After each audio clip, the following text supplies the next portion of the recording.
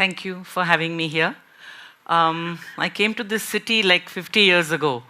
Um, a very young bride from Delhi. Delhi and Bombay as different as chalk and cheese. Yeah, and it was revelation that there can be a city like Bombay. But I was missing Delhi, and that was it. I miss that city with an ache, actually. And during the time I grew up, which was in the late 50s and early 60s, I think all girls of that generation dreamt of either being a stewardess, an air hostess. So I wanted to be one. I also wanted to be a radio announcer. Then TV happened, television happened, and I wanted to be a television, somebody who read the news on TV. And there were so many things I wanted to be, but coming from the traditional conservative background that I did, after I finished my college, my parents found me a suitable boy and married me off. And so I came to this new city and became a wife, a daughter-in-law, and then, of course, a mother. So this change into a working woman kind of happened about a decade later. We had just returned from a few years in North and South America, undergone a few little disasters, and then we were here back in Bombay, a young couple with two little children, no job, no money. And I decided, listen, I need to be doing something also. And I stepped into this adventure very confident that I would be able to get a job. Much to my disappointment, I really struggled because I think the only experience I had was babysitting in the United States and selling Avon cosmetics door to door, because at that time we had struggled with difficulties in Venezuela, and then my husband had said, no, I'm not going back to India empty-handed. I'm going back with a management degree. So he went to school in the US, and our social security card said not valid for employment, and there was no money for anything. He gave up his cigarettes. I gave up makeup, and but I was selling makeup, right? And then I had to go back to when I was looking for a job back in Bombay. I have a degree in English literature, and it was worth nothing. Seriously. Somebody told me that there was this gentleman who was looking for someone who'd help raise funds for patients undergoing treatment for cancer, and asked me to go and meet him. This was this gentleman who worked in Johnson & Johnson for Jet Street at that time. He's my guru, my mentor, I.K. Sapru. He took me on. I don't know what he saw in me. He must have seen something. And I think that's the amazing thing which a true leader or a true a connoisseur will know, that he didn't give me a job. He created a job around what he saw in me, around the skills he saw in me. Maybe he saw confidence, maybe he saw desperation, maybe he saw good public speaking skills, I don't know, but he gave me this job. And I went around to mills and to factories and to offices, selling spaces in souvenirs, and these mill workers who were earning maybe 1,200 or 1,500 a month, and asking them to give money, and they would give. They would give like 50 rupees, 25 rupees, patient ki treatment ke liye, hamari taraf se. And people asked me, like, how are you doing this? 35 years old, two children, always a very house-proud homemaker. I think I would credit a lot of that to what the city of Bombay was. Bombay is, Prakar, I know you said that it really troubled you.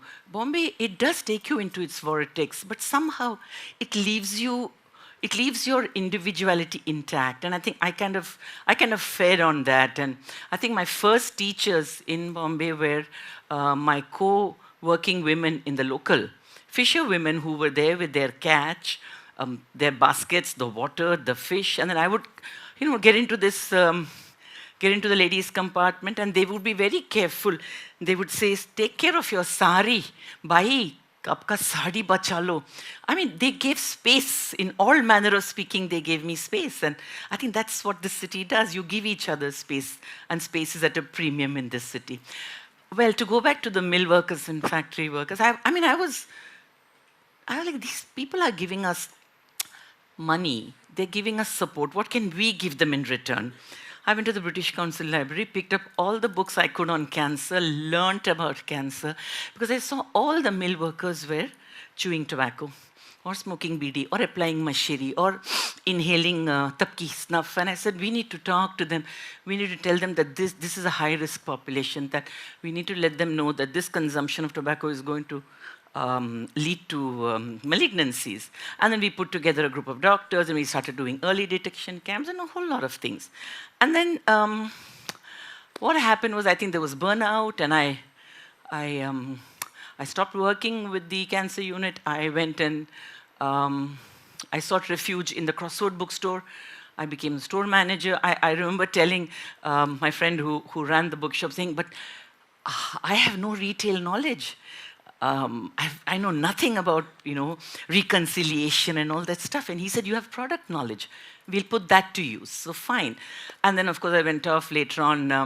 My husband had got a very good job, he being a petrochemical engineer. But then when band types come, they come. But as his, at some point in time, he lost his job. And then I was getting to understand that I have to go back to cancer. That was when I got in. I was approached by this company. They were putting together an access program for patients with a very rare kind of leukemia, chronic myeloid leukemia. And the pharma company was Novartis. They were donating this drug. It's far more lore by now. There was this magic bullet discovered to treat patients with chronic myeloid leukemia. It was like a fatal cancer is being converted into a chronic manageable condition. The patient has to take one drug, that's it. But the patient has to take it for the rest of their lives. And they say that when the CEO of the company, Dan Vasella in Switzerland, Basel, stood up and announced this product, there was a journalist who stood up and said, this is wonderful. I mean, you're going to have patients living forever with cancer. But it costs $2,000 a month. How are people going to be able to afford this drug? And he stood up and he said, those who don't have insurance, those who don't have access to reimbursement, those who don't have the capacity to buy it through their own private means, we will donate the drug. So I entered the fray, and I'm like in charge of running this program. And before you could say anything, there were hundreds and hundreds and hundreds of patients being enrolled into the program.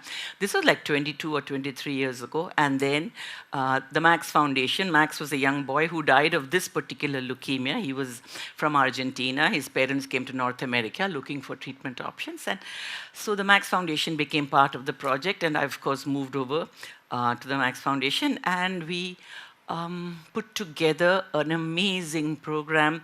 Till today, we still have thousands of patients living wonderful lives, living lives, normal lives. But only we and the patients and their caregivers know what it means to be living with cancer and having to undergo treatment for the rest of your life. More than 98% of these patients are from the really low socioeconomic strata of our society. To be on this drug, they have to do monitoring tests that cost quite a bit. They need to come from their villages to their major treatment centers. They have to stay someplace. They cannot come alone. They have to bring their family with them. And I found patients falling off my radar. The patients were being told, "Aapko to bahut acha cancer hai." Believe me, there is no acha cancer. "Aapko to dawai mufat mein mil rahi hai." There is nothing called free. At no cost to the patient, somebody else is taking the cost. And the patient's family is bearing a very unique cost. And I found these patients disappearing from my radar, and I was saying, we can't be in any comfort zone like this. And at one time when I had been raising funds, climbing up and down those offices in Ballard Estate, I had told myself, I'm never going to be raising funds again. But now here I am, raising funds and kind of making sure that these patients have the capability of coming to their doctors every 3 months, year after year after year, doing their diagnostic tests, which cost around 8,500 rupees, and after that, getting their treating physician to renew their prescription, collect their drug, and then go back to their village. I put together something called Chai for Cancer. I'll take a few minutes to tell you about what chai for cancer is. Chai is something you can have anywhere, at any time of day, with anybody, all by yourself. Chai is, chai is warmth, chai is pyar, mohabbat, chai is, I don't know, chai is like, it's there in our blood. उस चाय के माहौल पे I wanted to bring in cancer because cancer is the stigma, there is discrimination, there is fear, there is isolation. And I saw all these patients when I put together this patient support group. It's a kind of a new concept in our country. Put together, gave the patients a very safe, a very comfortable platform where they could share and learn from one another. And that's how we found that what were the needs of these patients. And when you bring cancer into this mahal, you rid it of its fear, of the sense of isolation, of the stigma, the discrimination that it carries. And it's a platform to tell your cancer story, like how the young brave boy ahead of me shared his story about his mother. I found that people need to talk and they need people to listen to their story. Many people come to me, many friends, acquaintances, I really want to do something for patients. I would like to volunteer my services. What can I do? I tell them, you have to listen. That is what a patient wants. I am nobody to any of my patients. I'm not a mother, sister, wife, friend, nothing. I'm just this individual who's there. Like a sponge, I can soak in everything the patient will tell me, or I have to listen. Every patient has a story. Every patient's caregiver has a story. I get up in the morning and I squeeze myself out and I'm ready, fresh again for the next day, because then I know that I have to be there and I have to listen, and listen. That's the only thing you can do for a patient. So Chai for Cancer puts this into motion. I call it a Chai for Cancer Adda. I ask people to host addas at their homes, offices, schools, colleges, wherever, out in the open, at Nana Nani Park maybe, or at Victoria Memorial, or Lodi Garden, or Kavan Park, or wherever. Just get together, drink a cup of chai, have a samosa with it, whatever you want to do, but talk, encourage people to talk, and get people to donate something towards that cup of chai. So that is something which, after saying I'm never going to be doing fundraising now, I only dream and think of Chai for Cancer. Besides that, people have asked me, living in this city, the commute, the stress, if the fisherwomen taught me to give one another space, the men I met, the labor officers, the welfare officers, the mill workers, the factory workers, they took me, they accepted the fact that this woman is coming here and talking to me about my tobacco habit or whatever. I used to bully the welfare officers. Listen, give me some space. Let me come on a Saturday, into your canteen, and then let the mill workers bring their wives. I'll talk to them about breast self-examination. Get our gynecologist to do pap smears. Not one man ever asked me, "Acha, aapke mister kya karte hain?" They didn't care what my mister did. They were worried, you are coming to my premise, you have to deliver.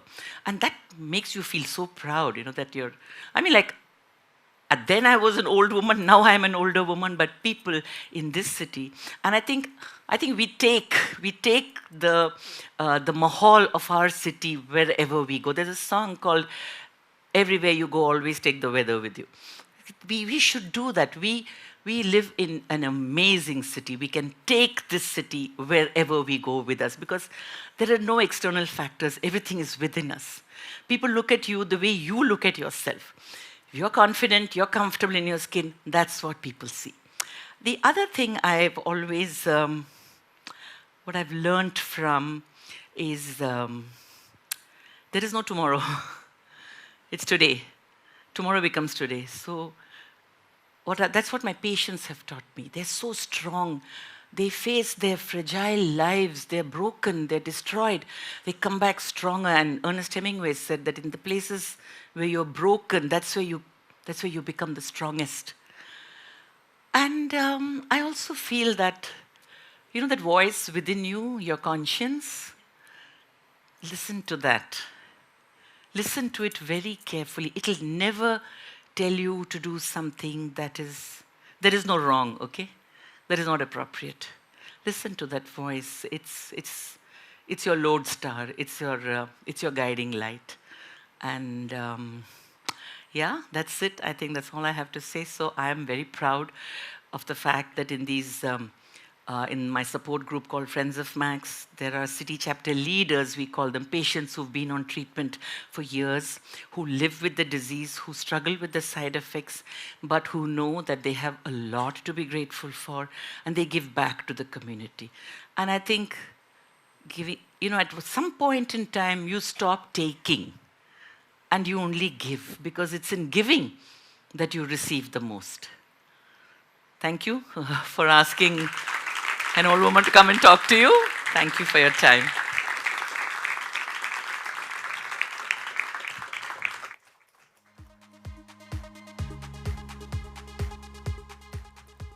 Viji's work has touched the lives of millions of people, and it is a true testament of what we know as creating and developing socially conscious leaders. Thank you so much for your work, Viji, and thank you for sharing your story with us. Moving on to the last speaker of our day, we have a true intellectual giant with us, a person whose career spans over 5 decades, a man who has shaped careers and minds of countless individuals on this very soil. A name synonymous to us with ethics and excellence. Please join me in inviting our very own Professor Sesha Iyer.